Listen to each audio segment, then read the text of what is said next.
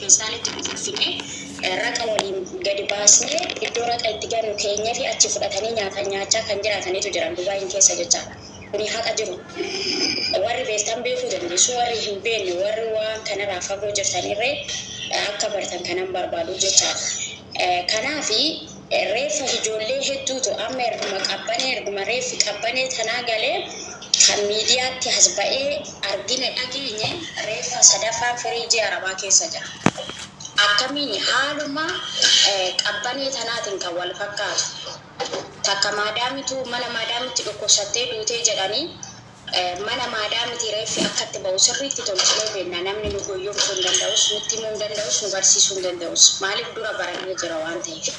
Maadaami reeffa mana ishiitti namni tokko du'e akkamitti reeffa baastee kara biyyaa ergatee warri immoo mana ijaazaa keessatti rakkoo namarraan ga'e akkamitti reeffa namaa karaa baasee kara biyyaa ergaa sirriitti tolchinee beekna.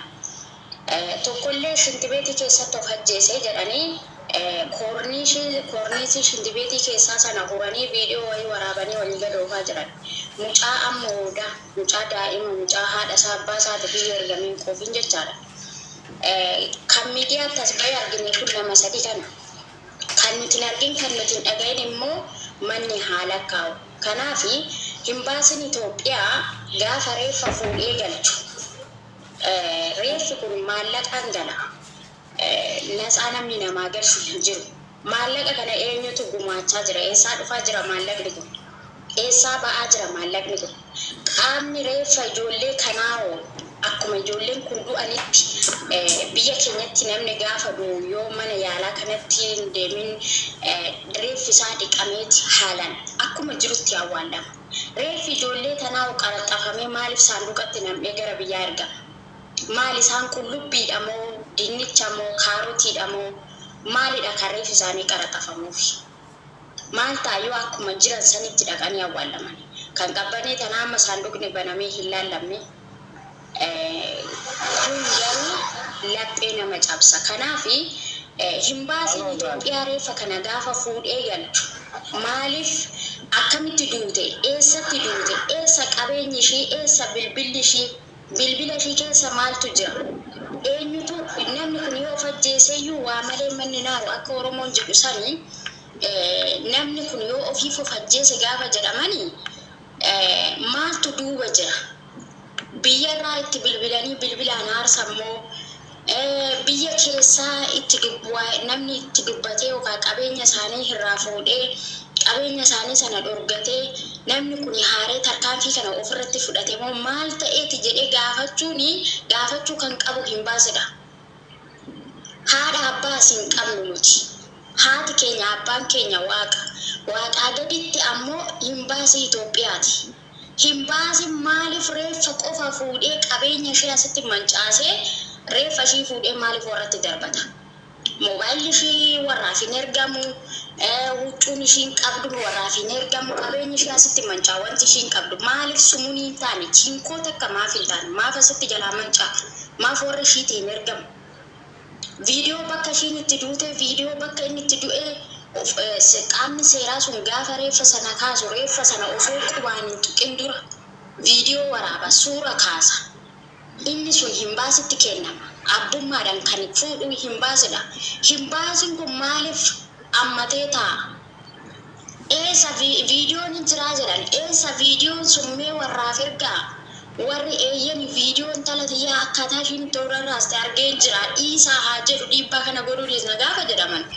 Hin jiru. Abbaan mucayyooti moo haadha moo obboleetti moo obboleessa maaf ammatee taa'a?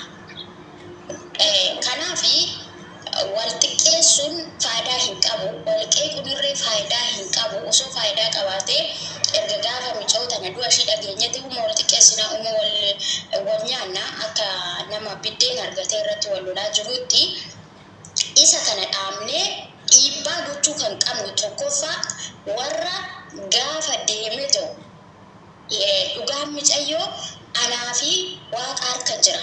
Waaqa harka jira, waaqa gaditti ana harka jira.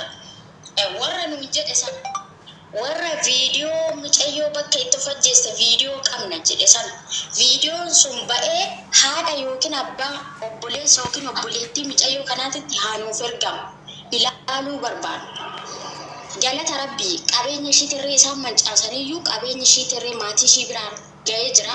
Bilbila ishii keessa waan jirus arginee jirra, daawwannee jirra. Namicha nama 3,000 irratti as ba'ee ani waasaabbii ishii hin qabu haadha warraa kiyyaa wal dubbisanii tooni haati warraa kiyya dhattee maallaqa kana irraa fuute jedhe gaaf dura. Deebi'ee ammoo diraa sunis eenyu gaafa jedhamu hin jiru deebiin. Namichi lakkoofsuma mucayyootu hin qabu jedhe suni maal akka inni mucayyoo tana wajjin haasa'e maal akka inni mucayyoo tanaan jechaa ture dhageenyee jirra. Waan kaaduu danda'u miti sagaleen kan isaa kan mataa isaati waan ta'eef maaliif sooshaal miidiyaa kanarrattis sagalee isaa waan beeknuuf jechaan akka abjuurree nutti hin taane. Kanaafi ijoollee keenya tasgabbuufnee waan irratti dubbachuu qabnu irratti haa dubbannu. Tokkoffaa jarreen dhugaa obboleettii keenya awwaalanii nutti as deebi'an sana lakkii nuti waan argine hin qabnu waan dhageenye hin qabnu jechuu ni danda'u turan. Isaan sana dhiisanii nama 3,000 teessisanii nama 4,000 teessisanii nama ofii isaaniitiif barbaadan ol galfatanii gaazexaa irratti aga arki kiyya naquun cootanan duur sana galchanii warrataniiti bakka tullu bakka ati shutii goote sanatti nagalchanii turan. Hin kaane dubbii kophiliinkii fi sheerarra turan yeroo sanatti. Gadi na darbatanii aga arki kiyya naquun cootan rabbumaa keete jedhi nagalche jedhee viidiyoo isa waraabadheen qaba kadhadhee dadhabe. Nama 3,000 irratti dhugaa mucayyoo waaqaa gaditti ana arka jira namichi jedhe suni dhugaa sana as nuufaa baasu arguu barbaanna. Viidiyoon jira sanirree arguu barbaanna. Kanarratti dhiibbaa gochuu danda'uu qabna. Yaa kunoo bakka kanatti gaazexii gubbaan ture yeroo kanatti wanti isaan dubbatan hin jiru. Sheerii godhaa siifan akkas goote akkana ta'e ol ba'ee gadi bu'ee koppiliinkii godhaa taabtaa bira turan yeroo kanatti jechuudha. Maal akka dhagaanii maal akka ta'anii gadi na darbatan waaqni haa beeku ani hin beeku. Gaafa dubbii eegalan gaafin silaa gaafachuu qabu hin gaafadha jedhee itti barreessee dadhabe gadi na darbatanii jechaadha. Namni isaan ol galfatanii nama karaa keessatiin waliin reeshinii qaban nama waa'ee mucoo tanaa sirriitti gadi fageessanii wajjin beekan akkamitti akka mucoon tun duute maalitti akkamitti lubbuun ishii darbuu akka danda'e waan nama wal beekaniin gaazexaa irratti wal galfatanii nama 3,000 irratti dhugaa kee awwaalanii deebi'anii jechaadha. Isaan kanarratti dhiibbaa inni kun yaada Tullu yaada tokko yaada dabalataatiin qaba dhiifama. Injiinar jira. Akkuma natti tole ani akkuma yaada kiyyatti yaada kan qoodde ture yoo hayyama naa gootan yaada tokko qofan dabalata. Of kali. Okay. Hayyee galatuma. Ani waan jechuu barbaadu ijoollee teenya keessumaa ijoolleen biyya Arabaa kun jirtan Rabbii keessanii jaatu Arabni mirga dhala namummaa waan jaamus hin beektutti isin amantu tokko kana naa gabadhaaf. Lammaffaa lubbuun namaa gatii hin qabu isaan biratti. Kana beekuu dirqamata ijoollee teenya keessumaa biyya Arabaa jirtu. Lammaffaa ijoollee teenya ta dhiiraata biyya Arabaa keessa jirtu kun Rabbii keessan jaatu shamarran keenya irratti cubbuu hojjechuu dhiisa. Waa baay'ee isin bira as baa jira waa baay'ee harkaas jirra.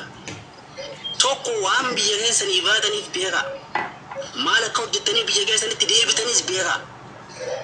Hammoo yeroo baay'ee rakkinni achi keessatti mudatu fal harkachaa hin jiru. Rakkinni biyya Arabaa keessatti mudachaa jiru kun jechuudha. Furmaata harkachaatu hin jiru. Wanni isin beekuu qabdan Oromoo teenya ijoolleen biyya ambaa jirtuu fi ijoolleen Oromoo biyya keessa jirtuuf manni Oromoo mootummaa abbaa irree bira tokkodha. Kanaaf fudhadhaa. Rakkoo uummata keenyaa furuuf kaayyoo tokkollee hin qabdu jechuudha mootummaan kun jechuudha. Kanaaf inni sanan jiru wal quba qabaachuun dirqama ta'a ijoollee keenya san jiruuf tokko isa kana. Qaama tokko kan birmannaa nu godhu hin jiru mootummaa Itoophiyaa keessa. Kana beekaa. Kanaaf ijoollee dargaggoo keenya waan hin taane nutti gadi ba'uurraa yaada furmaata akkaataa itti wal quba qabaatanii rakkina keessan fudhattan waan jiru ummata biraan akka geessan irratti hojjedhaatu of jaara. Wanti biraa kafalata hin jiru. Kanaaf adaraa keessan isin hin jenna. rakkinni guddaan akka jiru beekna ijoollee biyya keessa hin jirre inni biyya jiru silaa biyyatti rakkateetu duus biyya abbaasatti awwaalamaa jira inni bira akka ta'aa jiru harkaa jirra kanaaf jara keenya wal dhiibuun hin barbaachisu wal tuffatuun hin barbaachisu wal komachuun hin barbaachisu lammiileen keenya ijoolleen Oromoo biyya namaa keessa jirtanii wal komachuu fi waan hin taane warra hojjechuu caala ummanni keenya maaliif akka biyya baafame irratti maal akka biyya namaa keessatti ta'aa jiru irratti xiyyeeffadhaatu hojjedha namoonni yaada gogongoraa uumtan uummata keenya irra gadi baatan kunis harka keessan keessaa fudhadhaa sassaabbadhaa